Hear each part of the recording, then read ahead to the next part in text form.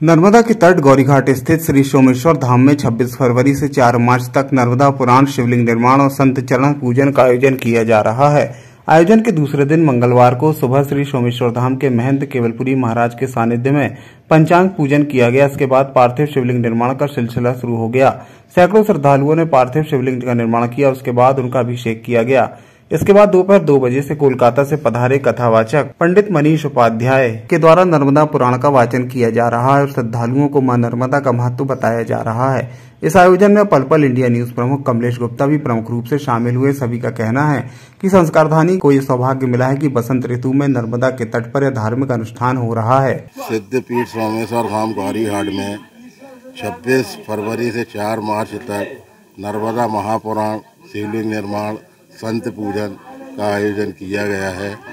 आज प्रातःकाल पंचांग पूजन के बाद शिवलिंग निर्माण अभिषेक का कार्य चल रहा है। समस्त संस्कारधानी वासियों से अनुरोध है कि आकर धर्म लाभ लें। बोल नर्मदा मैया की जय, बोल शंकर भगवान की जय। बड़े ही सौभाग्य की बात है कि नर्मदा तट पर संत पावन जनों की भूमि, उनके आशीर्वाद से यहाँ पर नर्मदा पुराण और भगवान शंकर का रुद्री निर्माण हो के उनका पूजन होगा। पूजन का महत्व यही है कि भागवत जी में, शिव पुराण में एक चीज़ कही गई है कि महादेव महादेव महादेवेति यो वदेत। यदि कोई भी एक बार महादेव बोल देता है तो उसका भगवान शंकर कहते हैं मैं उसका उद्धार कर देता हूँ। यदि कोई 2 बार बोल देता है तो वो कहते हैं कि मैं उसका ऋणी हो जाता हूँ। महादेव महादेव महादेवेति यो वदेत, एकेन शंभु मुक्ति मापनोति, द्वाभ्याम शंभु ऋणी भवेत। रुद्री का निर्माण अपने आप में इतना महत्वपूर्ण है कि माँ नर्मदा के तट पर यदि रुद्री का निर्माण करके भगवान भोलेनाथ का अभिषेक किया जाए तो माँ नर्मदा भी प्रसन्न होती है और भगवान भोलेनाथ का आशीर्वाद भी मिलता है। बोल शंकर भगवान की जय। बोलिए नर्मदा मैया की जय।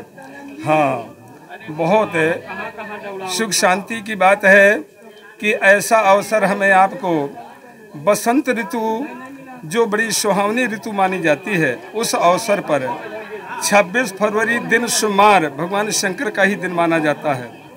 तो नर्मदा महापुराण, शिवलिंग निर्माण, संत चरण पूजा का अवसर प्राप्त हुआ।